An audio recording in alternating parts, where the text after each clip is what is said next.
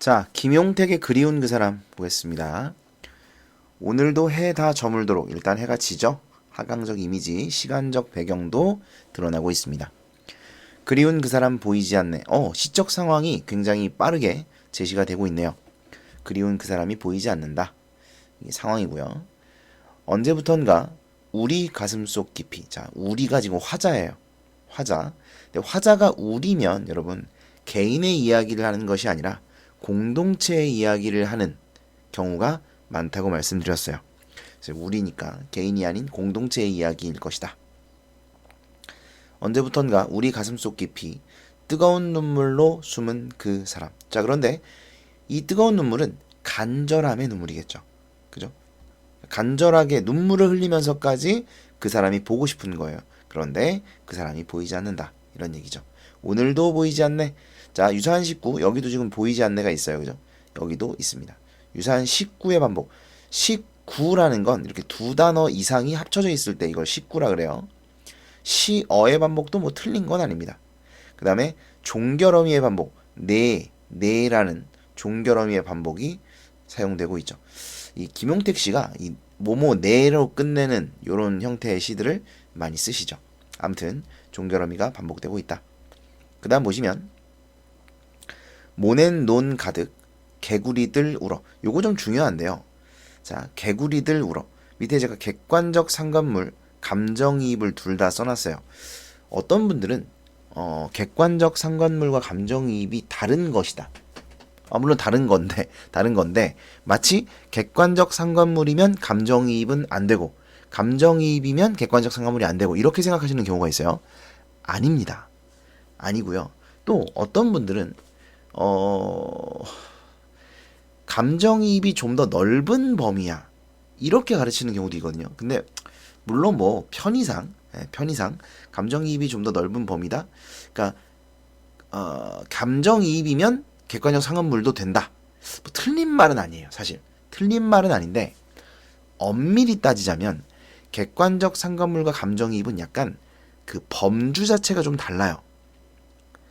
객관적 상관물이라는 것은 시에 사용된 자연물들 또는 시에 사용된 어떤 대상들을 가리키는 단어예요. 가리키는 시적 용어입니다. 그냥 그 대상을 가리키는 말이에요. 개구리, 뭐 밑에 산 이런 것들, 이런 대상들을 그냥 객관적 상관물이라고 합니다.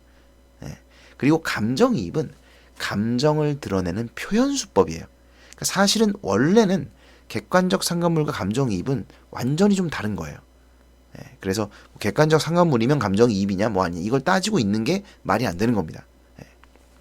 뭐 그렇긴 한데 이해가 조금 어렵다면 그냥 감정이입이 좀 더 넓은 범위다 이렇게 생각하시는 것도 괜찮아요. 그러면 틀린 건 아니니까. 그래서 여기 감정이입이지 이건 객관적 상관물이 아니야 이렇게 말하면 틀린 겁니다. 아시겠죠? 자, 이 개구리들 그러니까 사실 이 개구리들이 울잖아요. 근데 이걸 보면서 이 화자는 무슨 생각을 하는 거냐면 나도 저렇게 울고 싶어 라는 생각을 하는 거라고요. 그러니까 개구리들이 우는데 마치 자기가 우는 것 같은 생각을 하는 거예요. 그래서 자기를 대변하는 대상, 그게 개구리입니다. 아시겠죠? 그래서 객관적 상관물인 거예요. 화자를 대변하니까. 근데 화자의 정서와 대상의 정서가 동일하면 그걸 감정이입이라고 하거든요. 여러분 요거는 꼭 기억을 하셔야 돼요.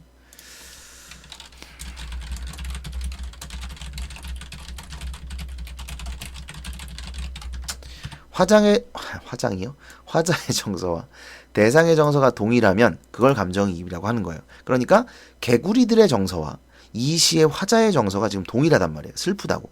그러니까 이걸 감정이입으로 볼 수 있다는 얘기예요. 아시겠죠? 그래서 감정이입도 맞고 객관적 상관물도 맞아요. 그 다음에 감정이입이 사용이 되려면요. 무조건 의인법도 쓰여야 돼요. 왜냐하면 감정이입이니까 대상이 감정이 있어야 되죠. 감정이 있으면 무조건 사람이에요. 그래서 감정이입에는 무조건 의인법도 쓰입니다. 그래서 기본적으로 얘는 의인법은 쓰인 거예요. 그 다음 저기 저 산만 어둡게 일어나 돌아앉아 어깨 들먹이며 울고. 사실 얘도 똑같아요. 이 산도 울고 있죠. 얘도 울고 있어요. 그러니까 이것도 화자를 대변하는 거고 그래서 객관적 상관물이면서 동시에 감정이입이죠. 그 다음에 이건 이제 산의 행위를 표현하고 있는 거고요. 어둡게라는 색채 이미지가 쓰였고요. 개구리도 울고 산도 울고 이러고 있는 겁니다. 그 다음 보시면 보리대 등불은 들을 뚫고 치솟아 들을 밝히지만, 자 이건 뭐냐면 이제 보리대라는 건 보리를 추수하고 나서 뭐라 그러죠? 집단이 남잖아요. 그 껍데기 모아놓은 거. 거기다가 이제 불을 붙이는 걸 이제 보리대 등불이라고 하는 거예요. 네. 그래서 이제 횃불 같은 거죠. 네. 거기다가 이제 이렇게 불을 피웠는데, 그럼 이제 밝아질 거 아니야. 밤인데 보리대 등불 이렇게 하면 밝아지겠죠. 그러니까 왜 밝게 하는 거냐면 그대를 찾으려고요. 그래서 그대를 찾고자 하는 간절한 마음이 지금 이렇게 드러나고 있는 거예요. 그래서 보리대 등불이 들을 뚫고 치솟아 들을 밝히지만, 그럼 뒤에 가면 이제 뭐 나오겠어요? 여러분은 사실 밑에가 다 보이시죠? 이 화면은 안 나오지만 못 찾겠죠. 예, 그대를 보이지 않는다. 그대가 보이지 않는다. 뭐 이런 얘기가 또 나오는 거죠. 그 불길 속에서도 그 사람 보이지 않는다. 그죠? 그래서 이제 그대가 보이지 않는다가 계속 반복되고 있어요. 그러니까 부정적 상황이죠. 그런데 언젠가, 그 언젠가는, 자 영탄법과 반복법이 쓰였죠. 언젠가가 반복되고요. 는 영탄법이고요. 이 칙칙한 어둠을 찢으며, 자 칙칙한 어둠 부정입니다. 눈물 속에 꽃처럼 피어날 저 남산꽃 같은 사람. 당연히 이제 그 사람이니까 긍정적인데, 그 사람을 언젠가는 만날 수 있을 것이다. 이런 희망 또는 기대를 드러내고 있다. 이렇게 말할 수 있어요. 그죠? 그러니까 여러분 항상 어떤 대상이 부재할 때, 그 대상을 그리워할 때 절망으로 끝나는지 아니면 다시 만날 것이라는 희망을 제시하고 있는지, 이런 태도의 차이를 꼭 체크하셔야 돼요. 이 시는 희망이 있다. 네, 어떤 시들은 없어요. 박두진의 도봉 같은 경우는 없죠.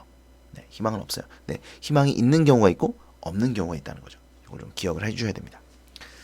그 다음 어느 어둠에 덮여 있는지, 요건 이제 그 사람을 말하는 거예요. 그 사람이 어느 어둠에 덮여 있는지 왜 안 보이냐 이거죠. 도대체 어떤 어둠에 덮여 있길래 안 보이냐.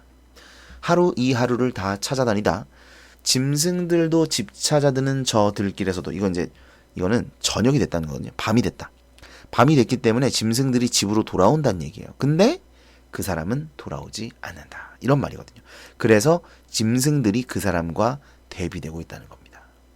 이해되시죠? 어렵지 않습니다. 근데 여러분 이런 것도 잘 체크하셔야 되는 게, 문제를 보면요. 특히 내신 문제 같은 경우에 화자와 대비되는 대상이다. 이렇게 이제 낼 수 있어요. 이 짐승들에다가 이렇게 해놓고, 뭐 리을 이렇게 해놓고 화자와 처지가 대비된다. 이렇게 낼 수 있다고요. 틀리죠?